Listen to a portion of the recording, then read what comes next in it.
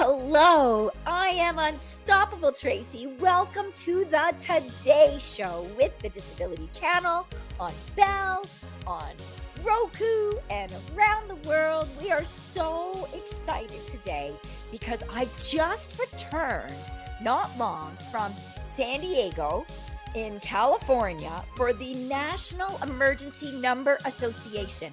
That's 911. And it is the U.S. world, and I met an extraordinary man. His name, you will find out in just a moment.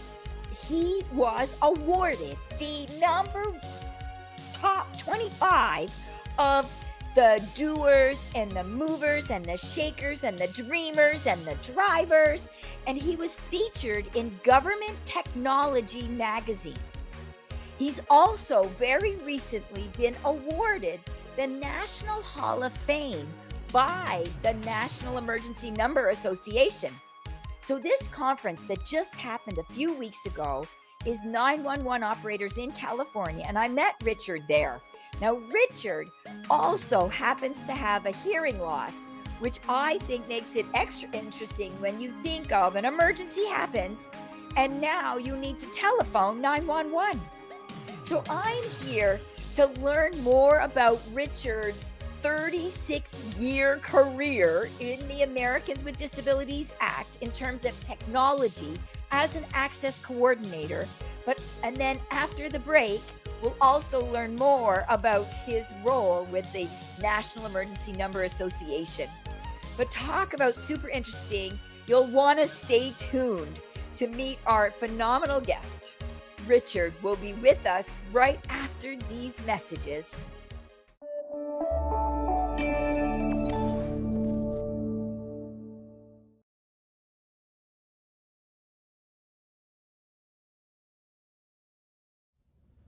Hello, everyone. Bonjour, bonjour. As Lieutenant Governor of Ontario, I'm delighted to offer my best wishes for success to the many friends and staff of the Disability Channel for your October 12th fundraiser in support of employment programs for persons with disabilities and veterans. Removing barriers wherever they exist, creating accessible spaces, and promoting greater equity are all central to this province's efforts to rebuild from the COVID-19 pandemic. So help us to ensure a more inclusive and resilient future, one that works for everybody. Please accept my thanks and encouragement. Keep up your inspiring and dedicated work. Thank you. Merci, miigwech.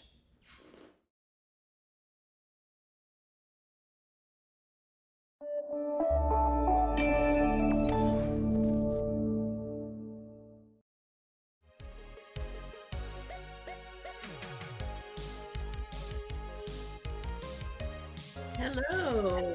Hi, Tracy. Hello. It is so wonderful to have you on the Today Show, Richard. Oh my goodness. It's only been a couple of weeks since I saw you last, and we've been all over Twitter and in certain social media fame, but you are famous in the National Hall of Fame with NENA. Will you tell our viewers a little bit about the past 36 years and what you've been doing in the U.S.?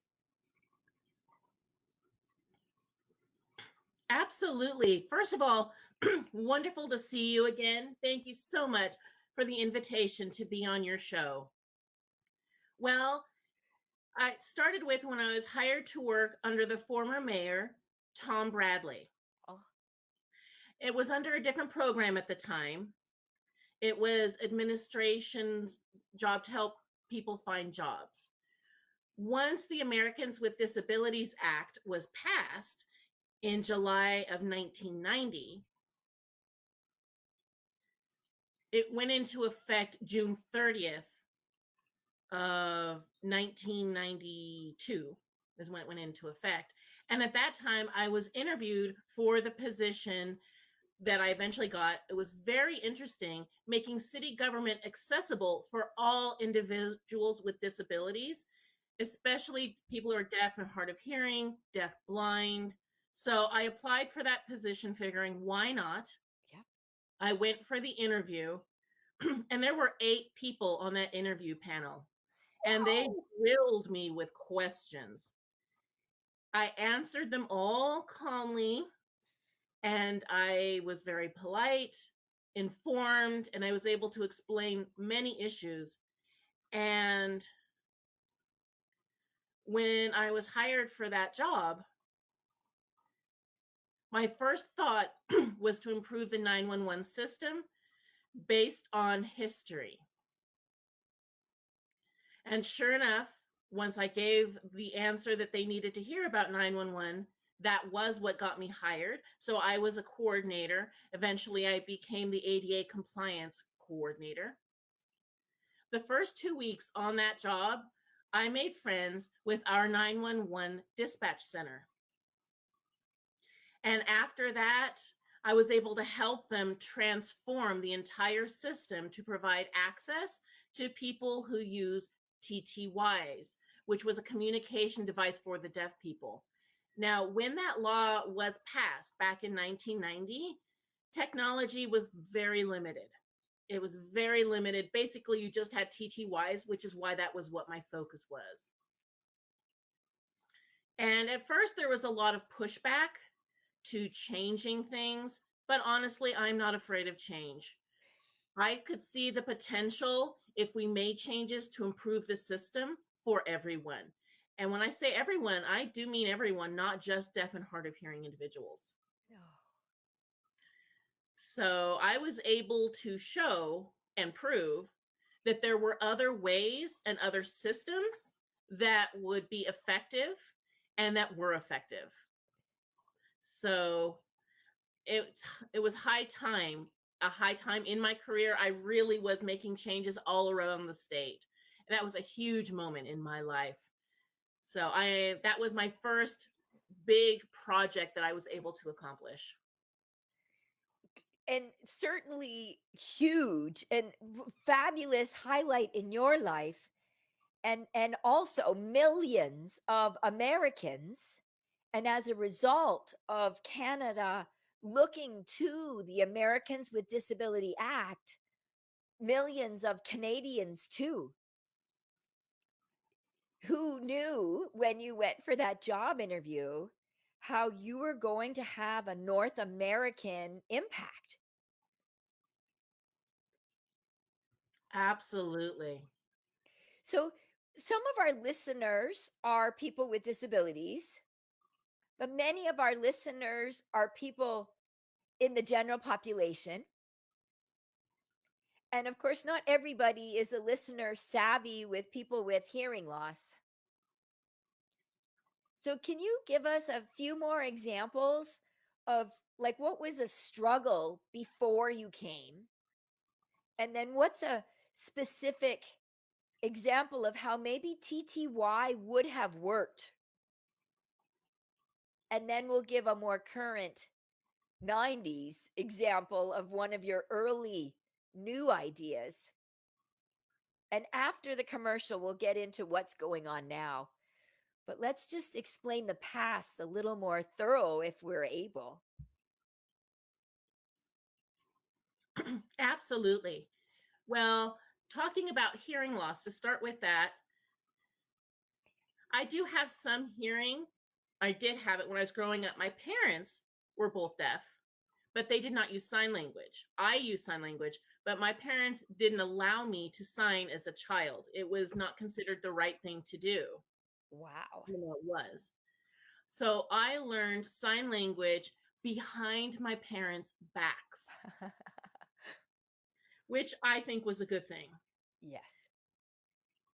And then I have about an 80 decibel loss in my right ear and 85 decibel loss in my left ear. And back in 1996, I completely lost hearing in my right ear. Mm. And then in 2000, I lost whatever hearing I had left in my left ear. I was fine with becoming a deaf person, but I had developed tinnitus, and I couldn't control the ringing in my ears. It Ugh. was so loud. For 8 months, I couldn't sleep. Ugh. So I had a doctor recommend that I get a cochlear implant, which you can see behind my ear here. Okay. And that stopped the tinnitus. I do hear some. I couldn't hear everything perfectly, and I never expected to, but it was so nice to have the quiet again and not have that ringing noise in my ears at all times. So I'm very happy with where I am now. Then to talk about access to emergency services and TTYs, as I mentioned earlier, in 1990, technology was very limited. You could only use the TTY, and a lot of people had no way of accessing emergency services at the time at all. Wow. Now, remember, telephones at that time were analog. And so you had to leave your phone off the hook as a deaf person and hope the police would realize something was wrong and would come to your house to provide assistance or whatever. Oh. Or you could try just pressing buttons to see if that works. You could put the phone on the TTY and hit something because it will make a noise. But that meant you had to carry your TTY equipment over to where your phone was. It was not effective and way too time consuming. Yeah. It could take sometimes up to 5 minutes to have a call answered. Oh. And that's a matter of life or death. And the national standard is to have the phone call answered within 10 seconds. So that was no way any form of equivalence. So that was something we knew we needed to change. And that went until 2000. That's when technology was starting to emerge.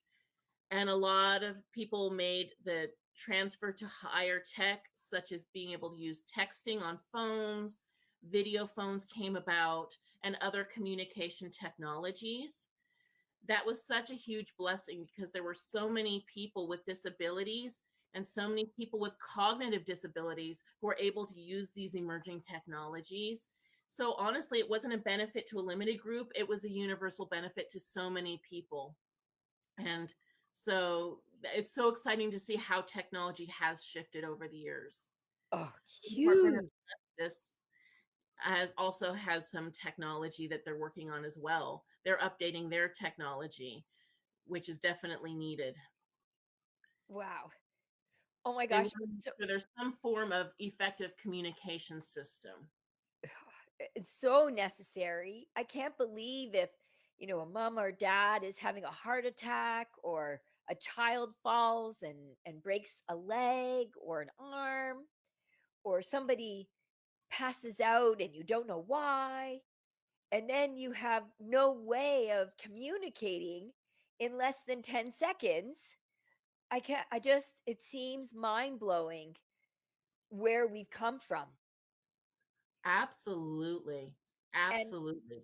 a fun side note, uh, you may not know, Richard, but there is a lovely little kitten that's meowing in admiration for the advances. And I'm not sure if it's your cat or Nicole, our interpreter's cat. I certainly don't have a cat here, so it's not mine. So, Richard, I want to find out more and probe into some of these advanced technologies that we're looking at you were celebrating and learning about at the National Emergency Numbers Association California conference just a couple weeks ago when we were together. But I need to take a break. So, listeners, please stay tuned to learn more flabbergasting information about the advancing technologies in 2022 and some of the exciting developments that are happening with our National Emergency Numbers Association for people with hearing loss, for people with other disabilities, and for all people accessing 911. So we'll be back with more exciting information with Richard right after these messages.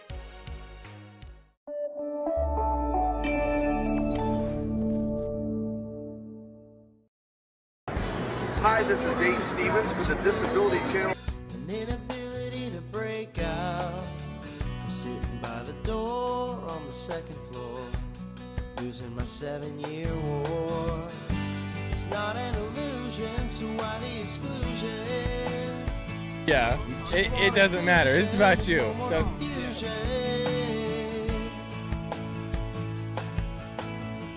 say you're a disability dynamo. Joining me, and welcome to this beautiful Travelers Championship. I only want one accolade from you.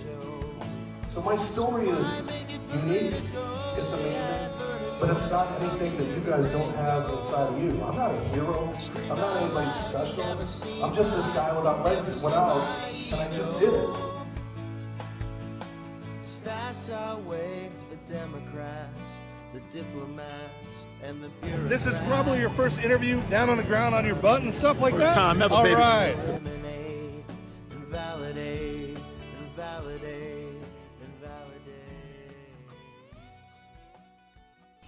Stay with us and the Disability Channel.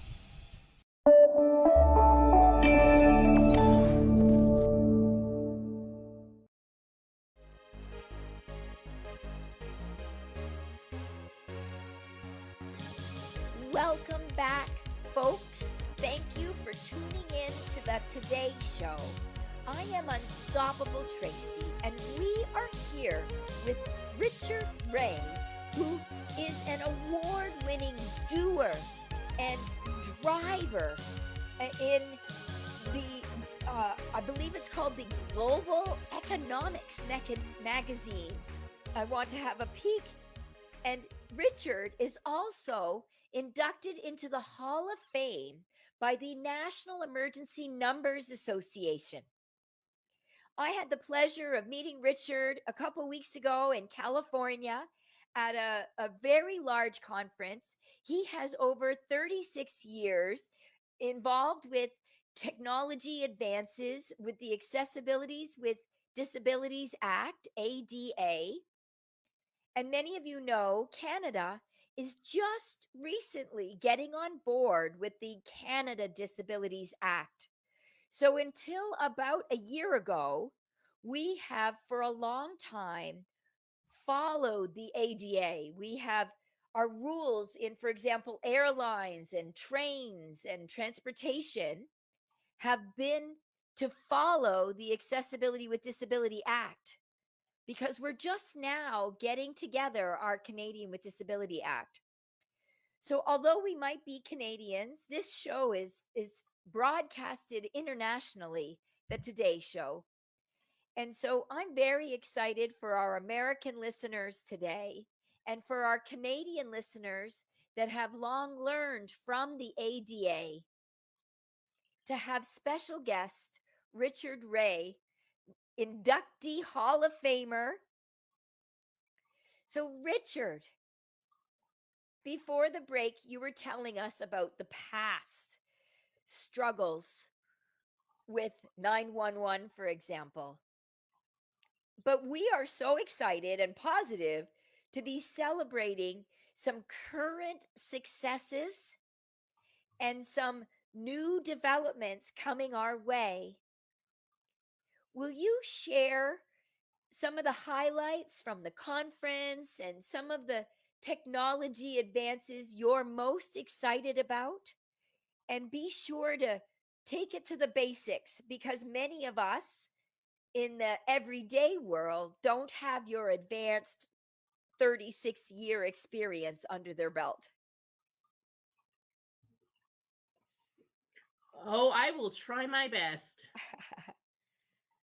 So, what's really exciting about this journey that I've had for these last 36 years, and I am still involved in that journey, the journey continues for me, is to be able to support all levels of government, whether it's national, state, or local. I've been involved. And in 2010, there was a law regarding access to government services that expanded to include effective communication systems. So that's a very important moment. And the problem was it was a little bit vague as to what other technologies could be included, such as video phones, such as text messaging, and other devices to communicate that would allow people with disabilities to communicate with the public generally effectively. So on the National Emergency Number Association, there was a working group called the Accessibility Committee. I am a co-chair of the Accessibility Committee, and a working group within there is communication modality. And that's where we really focus on the different types of technology that people with disabilities are able to use and communicate with each other. And those are some excellent tools that we can use for our 911 communicators as well, to use that effective technology to be able to communicate with dispatchers so that the dispatchers can know what to expect and how to interact with the people who are calling who might need help. It's a critical program for us because we are moving into what's called next generation 911, where we will be able to provide direct access to emergency services. The way it exists right now, we go through a third-party relay service provider. And there's no offense to any of the third-party providers out there whatsoever. They do a fantastic job. And the 911 industry is doing a fantastic job. They're just not as compatible and overlapping as they really could be, which is that's part of our challenge. And there's been a lot of delays in people getting the help they needed in a timely manner because of the multiple channels they have to go through. And so once they finally reach 911 for help, time has passed. So, but what's improved from the TTYs I mentioned before our break, those were not effective. There's a dear friend of mine whose parents had died because my friend was not able to reach 911. Oh. And so I knew I had to do something to help improve this situation, which is why this has been a passion project of mine for so many years. I tried to help and educate people in 911 dispatch centers to raise their awareness. And that's why I'm so excited about Next Generation 911. And that's why I like to go to the conferences on the national level and the state level. And that's where I'm able to meet fantastic people like you, Tracy. Yeah. So I've learned so much when I'm able to talk with people and offer feedback to them directly, so that I consider that my role is to be a support to everyone. And whether or not I have the answer at hand, I can find the answer. I can work with these people. Yes. Sometimes I'm lucky I have the answer they need right then, but I feel the most critical part of all of this is to be collaborating with absolutely everyone. That's what's key. You know, Richard, we were the only two people at the conference. My disability is more visible than yours. Yeah. But many people know you. And I think when there are key decisions and educational networking that happens at these conferences, that because you attended, because there is a presence, it's top of mind, and that it further drives the mission. You know, Ontario had a law in 2005, and that's Ontario only, for an accessible communications. And their goal was 2025. And Canada's just making that happen now, a Canada with Disability Act, just now. And so it's exciting to hear that you're still part of this journey, and that a major law started in 2010, although that seems late to you. It's early for us Canadians. And we're leveraging your next generation influences that I know you're so humble to say you're not alone on this journey, but you are integral in being front and center and a constant advocate and educator that's caused this technology to become front and center important.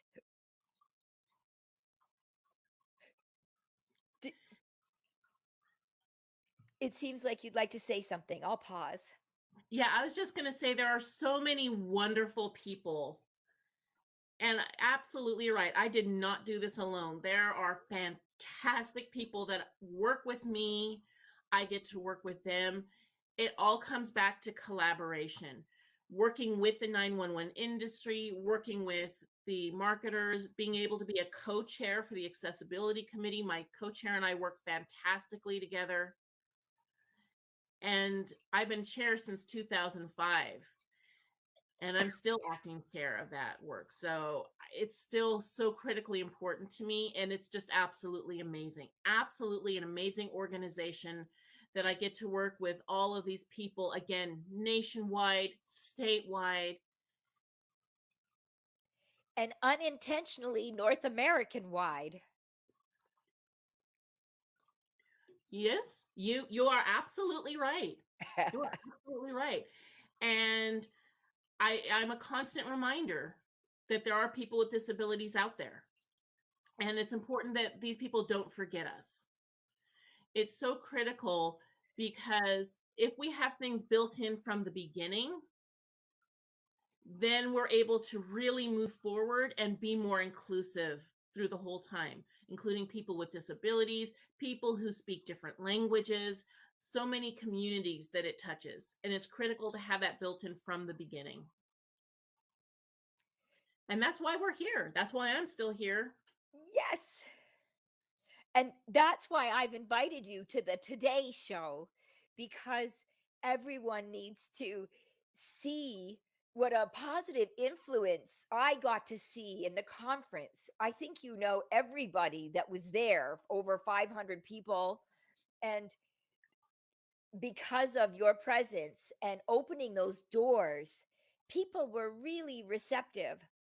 And so I'm hoping after the break that you would be willing to share with people how they learn more and any final words of wisdom or tips that you would like to share about communicating needs in an emergency, about influencing government potentially, or how to learn more about the next generation 911, or how do they reach you. So please, while the commercial's on, think of your final thoughts that you'd like to share with the world and any words of wisdom. And listeners, please stay tuned for some final golden nuggets with Richard Ray and Unstoppable Tracy on the Today Show. We'll be right back after these messages.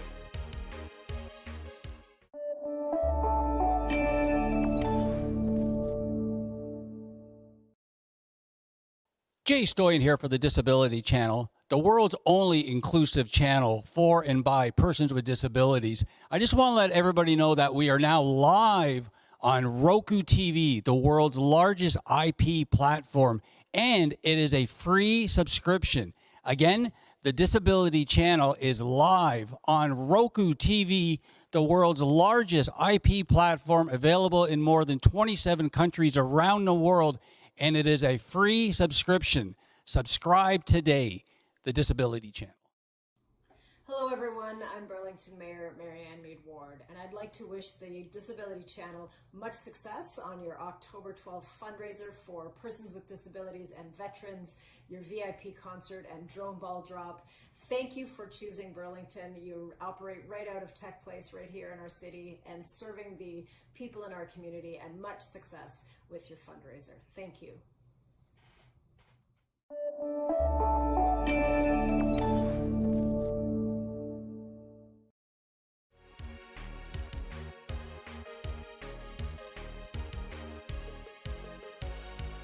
Welcome, listeners. This has been the Today Show. I am very excited to have 36-year Accessibility with the ADA, Accessible Disability Act, technology veteran that has made many inroads. And in particular, I know his huge success with the National Emergency Numbers Association. He's been inducted into the Hall of Fame. He's been in magazines in the able-bodied world, not only specific to people with disabilities. And he is still creating inroads and influences for the next generation of information for 911. Before the break, Richard shared about the advances with having third party to support us that was better than TTY and some of those early 90s struggles with telecommunications which weren't available for police officers, and heartbreaking stories of loved ones dying because they couldn't communicate with 911. Well, now we are looking into the future, and we are saving lives, and we're creating direct communication. And so I'm so blessed to have met Richard Ray at the California National Emergency Number Association. And I wanted to ask Richard, now going into the future, what's your excitement about the future, and how can you suggest for our listeners, how do we be influential like you the past 36 years so we carry on your legacy and we continue to use your voice to educate and inspire the needs that we need to make happen? What are some of your final thoughts, Richard? Well, I think I'd like to start talking about access to emergency services with next generation 911, as I mentioned. The goal, and I think this is so critical, is that we provide direct access to emergency services. And there are 4 elements that are part of that. Okay. Whether you do it by voice, by text, by video, or by data.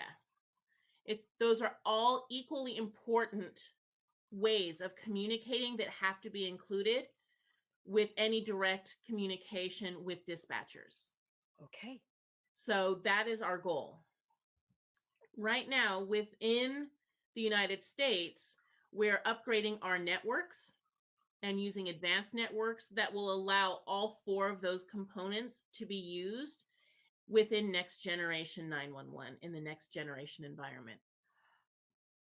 The next step is the equipment to make sure that dispatch centers are fully inclusive in any way that anybody wants to communicate with them.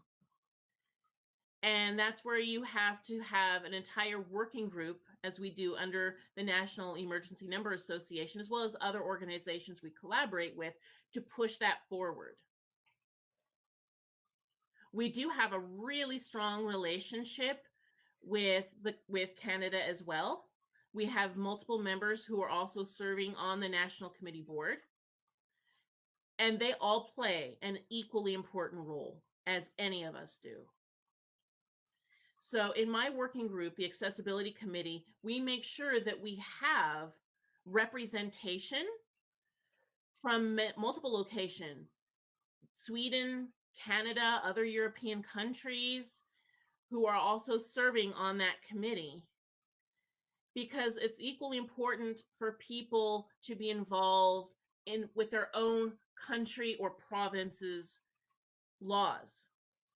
So working with, say, Canadian emergency services or emergency services that exist in Europe, we want to make sure that we realize one voice can't accomplish anything. We need multiple people. The more people involved, the better, because that's how you really make change. Can I ask? many fantastic lines out there and organizations who support that. It's been fantastic.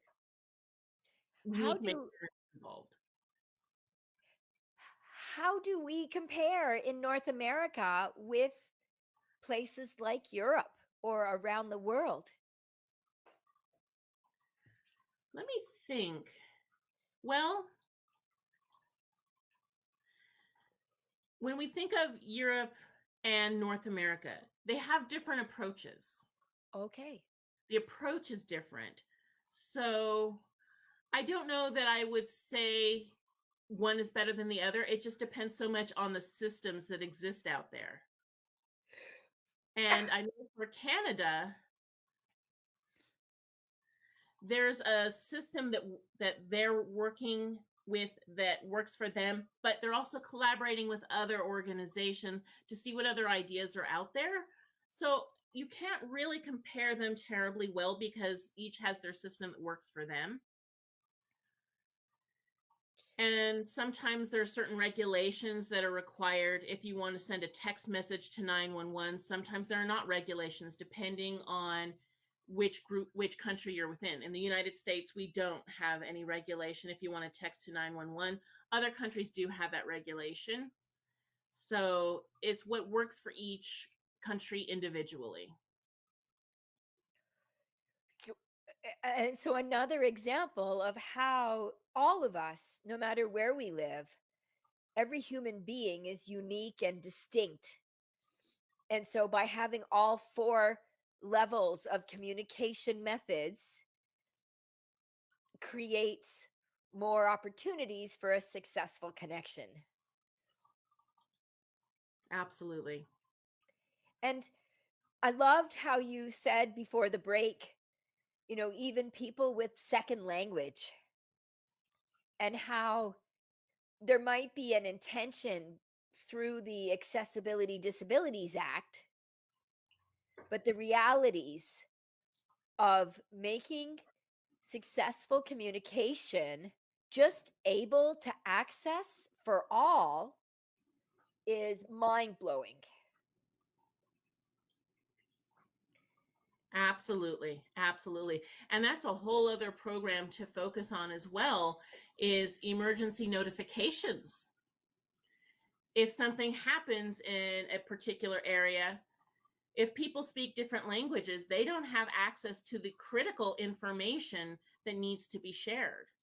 So I'm a huge advocate, even though it's not really part of the ADA, it's more of people's rights, the Civil Rights Act of 1964 that falls under. So they, of course, have their own legislation and all that. But in my heart of hearts, I need to make sure that everyone has full access to all information to save their lives. So my focus isn't only focused on people who know the English language. I know that we have to broaden our horizon. There's a huge need for multiple people out of that. And so I'm seeing more 911 centers offering different languages built into their system. And that's a huge plus. I'm very excited about that. A little bit of a side note or sidetrack, is sign language considered another language in that scope of things? Yeah, it is. Actually, it is a completely different language. We use American Sign Language. It is its own language, and it's actually different from another country's sign language. British Sign Language is different. They use completely different signs than what we use in the United States. And our sign language, interestingly enough, is more similar to French Sign Language. Oh, wow. So yes, it's not a universal language. Every country has its own sign language.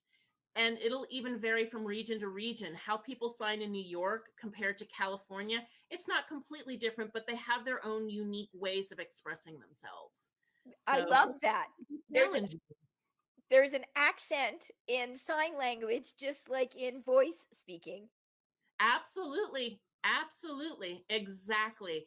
We all have our own little accents. Richard, it's coming to the end of our show, and I have just 1,000 more questions for you. I'm so glad to have been able to share you with the Today Show world.